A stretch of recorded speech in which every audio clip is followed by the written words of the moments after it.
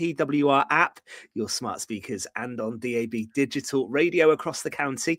Good to be with you. And coming up between now and 9, well, we'll look at a weekend of local rugby that saw some games on and some off as well. We'll round up the football from across the county and ask if this was the weekend the magic of the FA Cup truly returned. And we're stepping up to the Ocky tonight as well with local darts player Declan Coles. He's on to tell us about his bid to get a place on the PDC tour that took him to the Q School in Milton Keynes last week, and also to talk about how the sport is faring here in Pembrokeshire. So that is all to come. Let's get going. Fraser Watson, evening to you. How are you? Evening, Ben. Very good. Long weekend covering sport, but enjoyable one. I was at, I say enjoyable, I was at Fishguard Whitland. Enjoyable to an extent, but more on that later.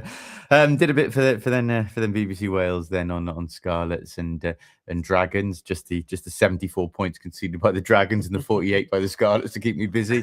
And then yesterday I was at the Swansea.com for an FA Cup tie I thought would never end. We eventually went out on penalties, but at least there was a bit of entertainment and excitement there. Yeah, I think we'll get into the FA Cup in the final part of the show, and we'll have a look back on some of the weekend's football as well in part 3. Gordon, evening to you. How are you? I'm very good, Ben. And yourself? Not bad at all. Another week, no Manchester United manager, but it does look like Michael Carrick is going to get confirmed tomorrow. Happy with that? I'd be happy with whatever they do, to be honest with you. Good man. Good man. And where did you watch your sport this weekend, Gordon? I cut him off then, Bryce. I noticed. I'm used to it now. I went to Goodwick versus Clarbesson Road, and I went to Hakin versus Kilgetty. So two top of the table sort of clashes, but I must say Hakin are looking in good form at this moment in time. 7 goals against Kilgetty, and I was in a t-shirt and shorts. You know, it was glorious sunny weather. What more do you want in Pembrokeshire? I'll cut you off now, I think. Tom, how are you? All right? Very well, thank you. Good performance from Broadhaven against a solid, I think it was Saundersfoot side in the end. And do you know what? I've even put myself available for this upcoming Saturday. Just throwing it out there on live radio. I don't think the baby's sleeping very well, boys. Someone's had enough of nappies. We know the feeling, Fraser. Mate. We played the trick ourselves, good. Ironically, I had a grandson on Saturday, so yeah, I have to get out quickly. Available for selection, Tom. If picked, of course, yeah? If picked, of course. I have not been training for a long time. I reckon you'll be straight back in. Well, listen, we will get to the football in the final part. We're going to talk darts as well in part 2. But let's start off with some local rugby, shall we? And I think we should start with a fine win for Narberth. We heard from head coach Ricky Guest in the first hour of the show, talking to KT. They beat Pontypridd. That was a good old-fashioned humdinger of a win. Who wants to go first to talk about this? Maybe we should get the former Whitland player to give us his thoughts. Phrase, that was a seriously decent win, wasn't it, for the Otters at the weekend? Yeah, thanks for that. But no, on a serious note, it's the result of the weekend, Ben. It's a serious result for Ricky Guest's side. Sorry, look, you know, they've been hovering above that relegation zone ever since the thing kicked off, haven't there? There was no discontent. I never sensed that, but there was certainly a bit of concern about the way they started the season. Obviously, there was a coaching change, Ricky stepping up. You know, there's always going to be a bit of uncertainty there, even though he was a familiar face. Look, to beat Pontypridd, regardless whether or not at home, it is a massive statement. They're still a huge club. We saw, me and Tom were just talking about the crowd that they drew in actually over Christmas. They were top of the table, I believe. They're odds on to win this premiership. And you know, to hear how Narberth played and the fact they were hanging on late on and bodies on the line, and that's what you want, and that's the sort of win that can galvanise a season. So, you know, it's a great result for them. It's a great result for Pembrokeshire Rugby. That has to be said as well. Yeah, sometimes, Gord, you do get these special results, don't you? And as Fraser said, Pontypridd favourites for the title, top of the league, albeit having played a couple of games more. But that will go down as one of Narberth's best wins in recent times, I think. Definitely. Hopefully that is a turning point for them this season as well, because that will obviously boost their confidence, beating the top side like Pontypridd. So, yeah, Ricky Guest will be delighted with that result. And, you know, let's hope the boys can take it further now as the season progresses and get a few more wins and get themselves up the table a bit further. They're capable of doing it. That result just shows how well they've come on this season. And a big game this week, actually, to follow on from it, Ben. Now the big test is to back it up. There's still only 6 points clear of relegation. He's just over one win away. A couple of defeats can slide back down, but they're away to Cross Keys, who are just a place above them in the table. And to back up the win against Pontypridd now would be an even bigger statement. So it's an opportunity. Another former first-class side as well. Absolutely. So Pontypridd is a strong area. Cross Keys as well. They were in the old Welsh League years ago. They got some decent players up in that area. Yeah. So Narberth will have a tough test this coming Saturday. You're right. I can imagine that was a good clubhouse to be in on Saturday after that win. And I did like what Ricky Guest said to KT. He said I think he was doing dry January up until Saturday. But he did say he was probably going to break that and maybe have a pint to celebrate. And you kind of can't blame him, really, can you? Absolutely not. No. I think that's if that's excuses as good as any, Ben, for breaking that nonsense. Yeah, excellent stuff. Well done, Narberth. And as Fraser said, another tough game to come at the weekend. We should talk about, maybe we'll have to go to the former Whitland player again here, because we did get a reaction, didn't we, from both camps in the first hour of the show. Fraser, from Fishguard and Goodwick and from Whitland. That was a huge win for Fishguard and Goodwick, 62-0. But for Whitland, that kind of up and down season continued, didn't it? Yeah, they had the away win at Betws before Christmas, which briefly seemed to give them hope, put them out of the bottom two. But, you can't underestimate just how poor Betws have been this season. I think they're on -4 points. They've been decimated most weeks, and they lost every single game. And look, I've seen the 2 games for Whitland since. I was there before Christmas, Carmarthen Athletic. I was there for that away game, Fishguard, on Saturday. And there's no dressing over it, Ben. It looks dire from them right now. They're struggling to raise a regular side. And the players that are there at the moment really aren't fronting up and aren't playing like they're good enough for Division 2 rugby. Relegation to Division 3 looks inevitable if they lose this Saturday to Penclough. They really believe that. They've played Betws twice, so they can't look for any more gimme wins there. They do still have to play Nantgaredic, so maybe see what they can put out for that one. But there seems no cohesion there. They look like a team that aren't training, and the players they have, like I said, they lack the quality they need to compete in that division.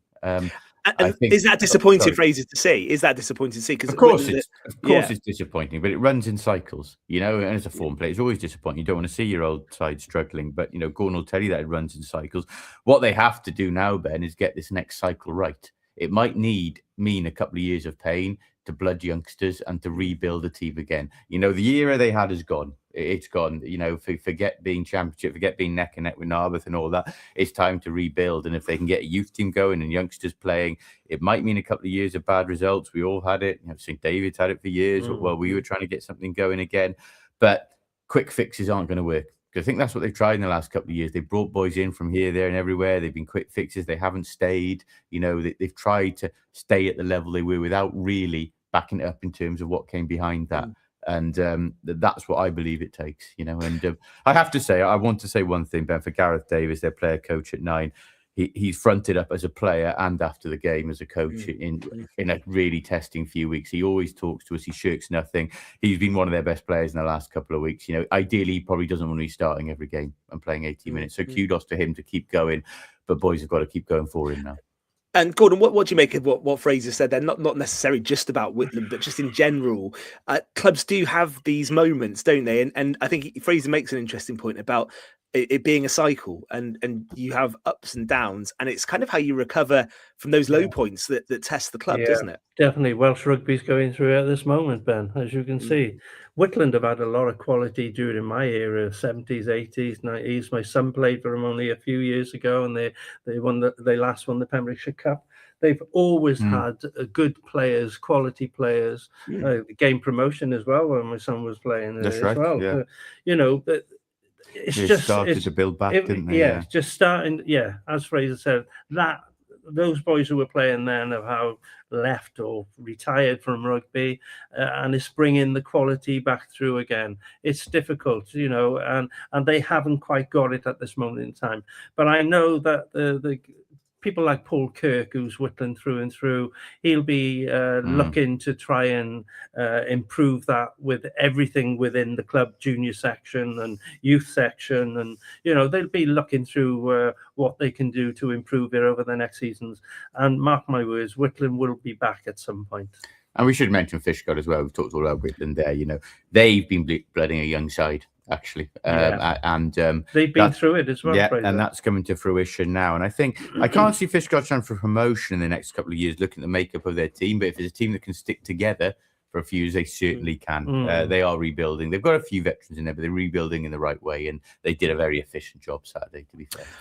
Talking about youngsters as well, we had the Pembrokeshire derby, Neyland against Haverfordwest. It sounded a good game, this. Haverfordwest were 38-26 winners. And I think, Gordon, the stat on pembrokeshiresport.co.uk is that Haverfordwest's 4 tries all came from 18-year-olds, which is great to see, isn't it? Yeah, bonus point win at Neyland is a good result, considering they lost the week before against Tumble at home, which would have been bitterly disappointing for them. Neyland have got an excellent side. They fly off Rio Phillips actually came through the Haverfordwest youth section. He was playing against his former players, his teammates from last season. You've got Adam Phillips playing fly half for Haverfordwest, a very talented kid. Ivan Williams, who had a couple of tries. He's the son of Stephen Williams, who played for Haverfordwest a couple of decades ago. There's a lot of good quality. We're always quick to say that youngsters take time to play at that level, but there was a good lot. Yori Curtis, a hooker for Haverfordwest, he's made himself a regular place, coming straight into first team rugby. Not everybody can do it, but he's doing it well at this moment in time.